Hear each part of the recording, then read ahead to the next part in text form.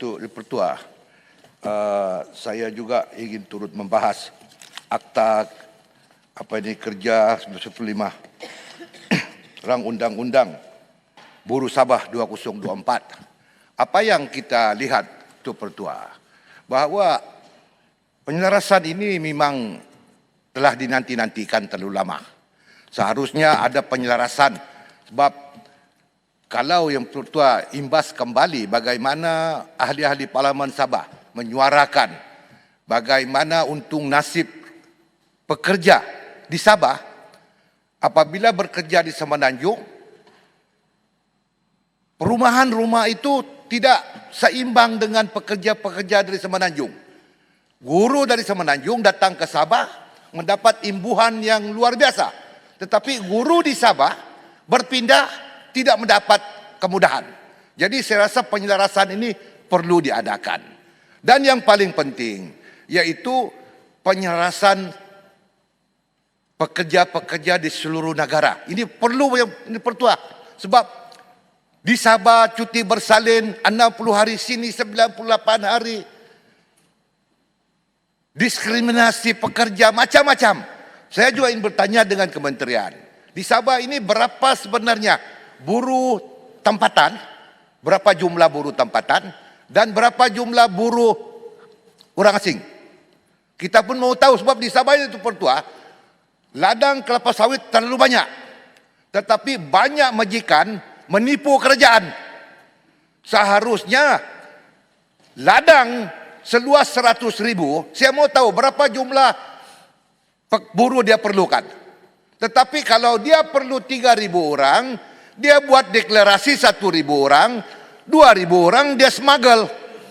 Kerajaan rugi, lebih tidak dapat. Ini satu perkara harus dilihat oleh kementerian dari masa ke semasa. Sebab ladang-ladang di Sabah ini terus terang, mesti ladang-ladang yang besar, semua menipu kerajaan. Mereka mengelak daripada cukai, daripada lebih dan sebagainya, maka disitulah timbulnya unsur-unsur diskriminasi. Sebab pekerja-pekerja yang ilegal ini, yang smuggle ini, dia pegang pasport dia. Ada yang melarikan diri, ada yang bunuh diri, macam-macam. Cuma tidak dilapor. Terima kasih, Mbak Ahmad.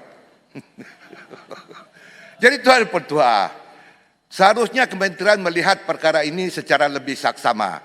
Sebab buruh ini pun, walaupun dikerja buruh, tetapi mereka juga manusia dan perlu dihormati antara satu sama lain. Demikian juga dengan buruh kanak-kanak. Ini berlaku di kedai kopi, di kedai makan, walaupun sebis di kedai makan, tetapi masih dikira bekerja buruh. Ini pun ada lagi, ini Tuk Pertua. Saya terpaksa berceritalah. Di Sabah ini dia unik sikit. Restoran Cina punya, jual tidak halal. Di sebelah ada orang Melayu jual halal. Okey, on.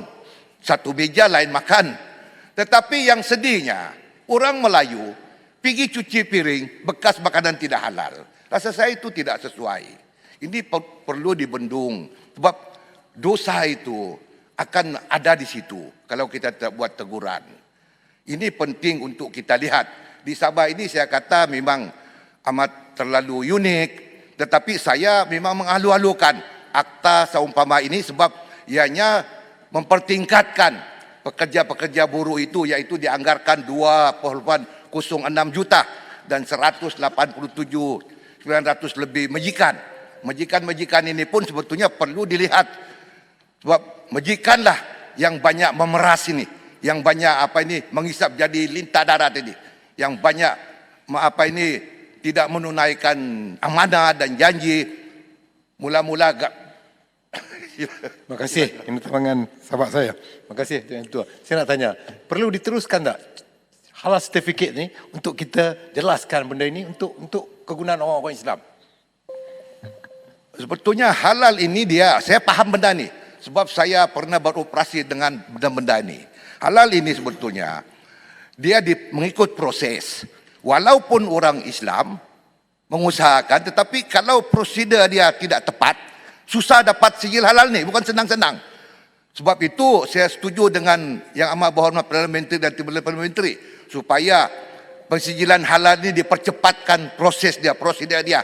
Kalau dulu mungkin bertahun-tahun, kalau asal sudah lulus proses dia, maka lepaskanlah. Sebab ini pun Malaysia nama siap kita negara mengamalkan agama Islam, tetapi kita terlalu orang kata mengungkung. Sedangkan ini business opportunity, peluang perniagaan. Kenapa perlu kita kawal? Yang penting proses dia itu tepat, mengikut prosedur yang ditentukan, dan lepaskanlah. Kenapa main politik dalam JAKIM ni? Saya pun bingung. Ini JAKIM pun satu agensi, seharusnya harus melihat bahawa peranan mereka itu iaitu untuk mempermudahkan mana-mana pihak yang memohon mengikut prosedur-prosedur tertentu. Kalau sudah okey, lepaslah. Jangan lagi banyak songi-songi. Hari ini saya panggil Bung Mukhtar. Ustaz Bung Mukhtar. Terima kasih. Bukan Ustaz. Kita bercakap yang benar. Jadi itu Pertua, balik kepada soal pokok, saya berharap Menteri melihat perkara ini. Perpindahan ini mungkin kalau ada penambahan pada masa akan datang untuk kebaikan sama ada majikan ataupun buruh itu sendiri, maka perlu ada kelonggaran untuk kita tukuk tambah pada masa akan datang. Dengan ini saya menyokong. Terima kasih.